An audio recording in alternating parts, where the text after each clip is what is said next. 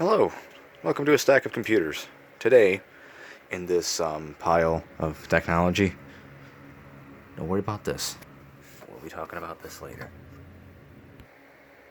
In this pile of technology, we are going to be reviewing this IBM PC300 PL, which is a machine that I have recently finished, not restoring per se, but getting to work, as it's been sitting on a shelf doing basically nothing for the past approximately 3 years.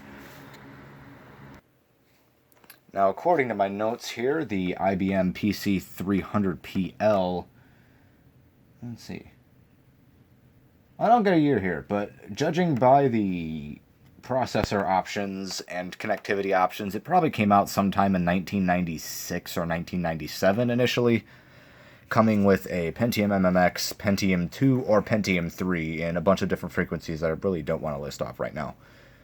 But this one is a very middle-of-the-road model, having a Pentium 2 at 400 megahertz, and it has 128 megabytes of RAM, which is a lot for the time, but this thing is so obscenely particular about the kind of RAM that it wants that it only has 128 because it's the only memory configuration that I own of SD RAM that it will actually boot with.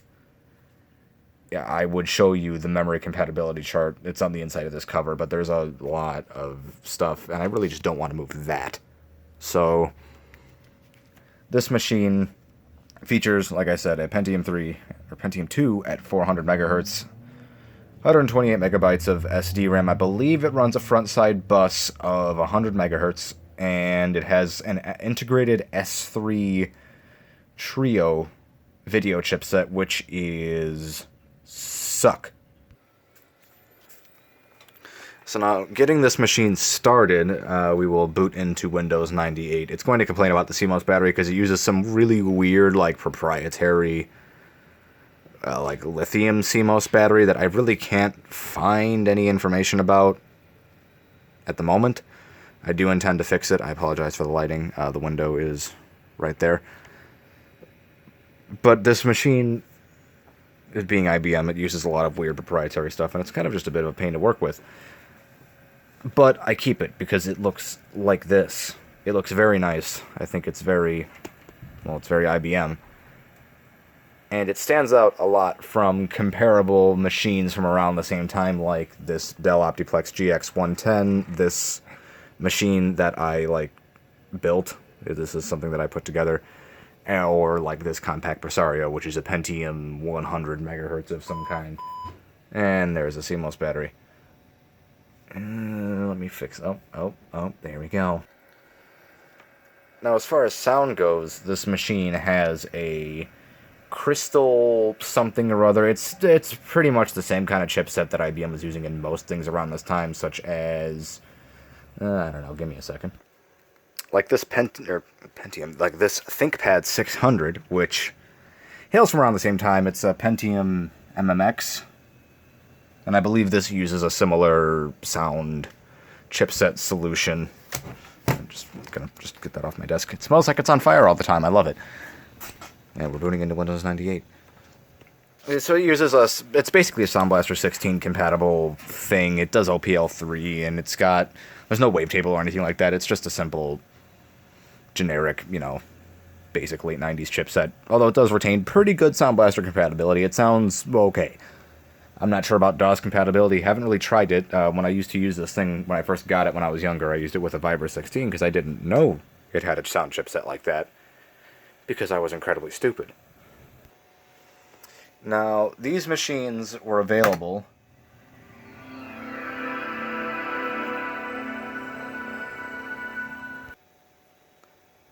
These machines were available with many different hard drive and expansion slot configurations and networking and whatnot. This one, I believe, judging by the list of things that it was available with, had the EtherJet 10100 card in it. I don't remember exactly. The card isn't in it anymore, and I don't remember where it is. But this is, I believe, the model that has the... what was it? It was like one ISA slot.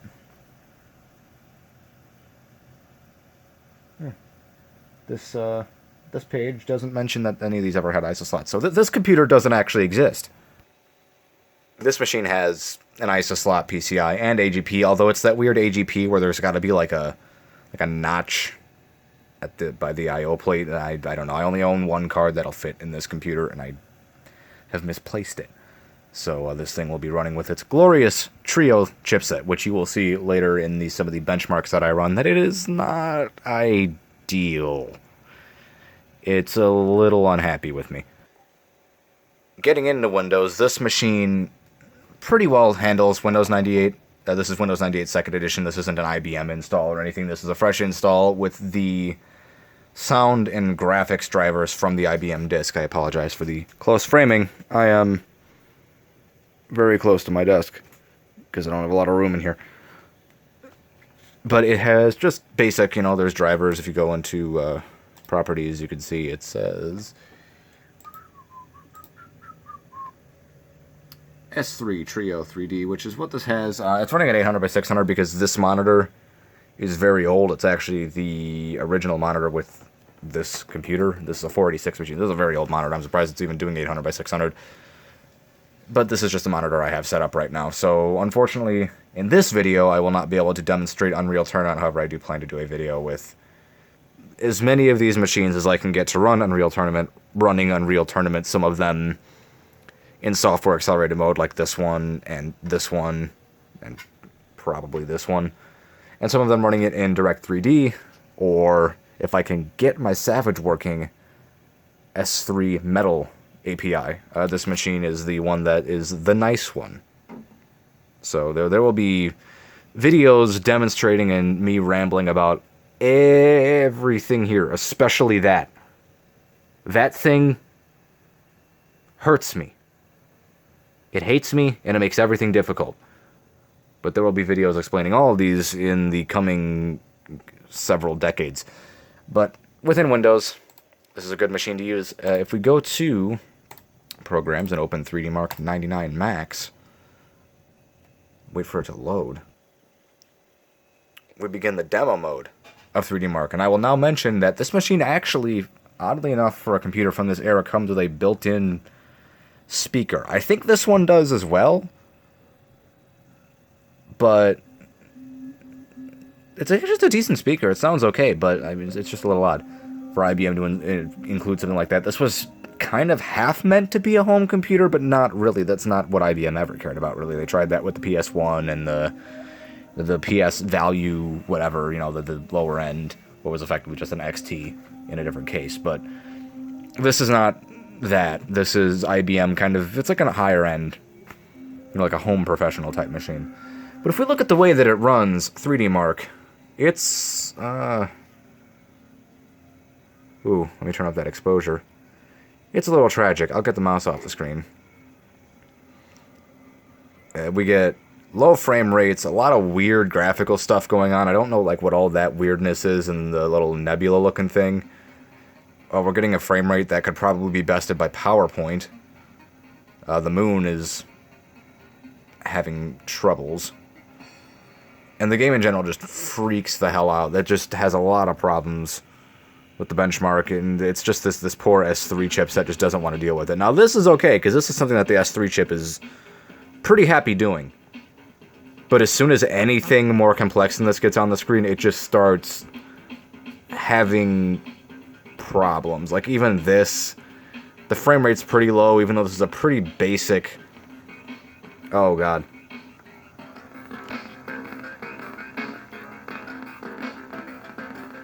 Oh, he's having some troubles with that graphical effect. And we're back. See, like this, again, this is something that's pretty simple, it's untextured, it's just, polygons and lighting. So it's not that hard for this computer to do, especially with that Pentium, which for the time was okay. But if we get to this, this Wipeout type, race, it's F-Zero kind of thing, it is not supposed to look like this. There's supposed to be a speedometer here, and everything isn't supposed to be all white. There's supposed to be spacey late 90s sci-fi textures all over everything, and it just gets real unhappy. So this machine is obviously not going to be any kind of gaming powerhouse, at least as it is. I have a Matrox G400 I'm going to put in it once I find it. But jeez, man, this thing just doesn't like it. I mean, this is supposed to be a forest. Oh, God. So yeah, I ended that benchmark because it was... it was scary. I didn't want this thing to get any more unhappy than it already is. This machine, I don't know how it still works. I learned a lot of things on this computer, and I'm pretty sure I nearly killed it many times when I was about 15 years old. But, I mean, it's a good machine. These things are actually quite good for what they are, because the S3 Trio chipset that's in them is quite good for, like 2D, like DOS stuff. I believe that this chipset is well known for good compatibility with DOS things, like, EGA, CGA, weird type things, all that kind of, DOS stuff. So these are still worth considering because, you install Windows 98, you can play some Windows 98 games in software mode. The Pentium 2 is still fast enough that some software mode games will work okay. You can play like Quake and stuff. And you can still play things like Doom and Duke Nukem 3D and even things like, Commander Keen or Sylpheed, much older games, because the machine will take it. You've got a Sound Blaster compatible chipset. You've got a very compatible video chipset. You've got a lot of RAM, a good CPU. So it's a good package, and these things do retain, I believe, a quite significant amount of value considering what they are, being just a pretty generic, otherwise, besides being an IBM machine, pretty generic mid to late 90s computer. But, it's a good computer to have, and I would recommend one if you can find one for the right price. I got this one free a long time ago. If you can find one free, take it. If you can get one of these for, I would say, up to 80 or 90 bucks, go for it. I've seen these things go for $200 or $300, and that's just not... There are none of these... Okay, well, maybe that is, but, not many of these computers are something that I would pay more than, $150 for. This one, maybe, but this one I have sentimental attachment to. But, yeah, it's a good computer.